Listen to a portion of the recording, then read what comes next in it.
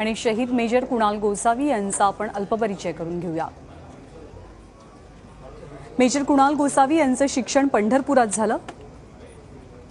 प्राथमिक आणि माध्यमिक शिक्षण त्यांचं कवठेकर प्रशालेमध्ये झालेलं आहे।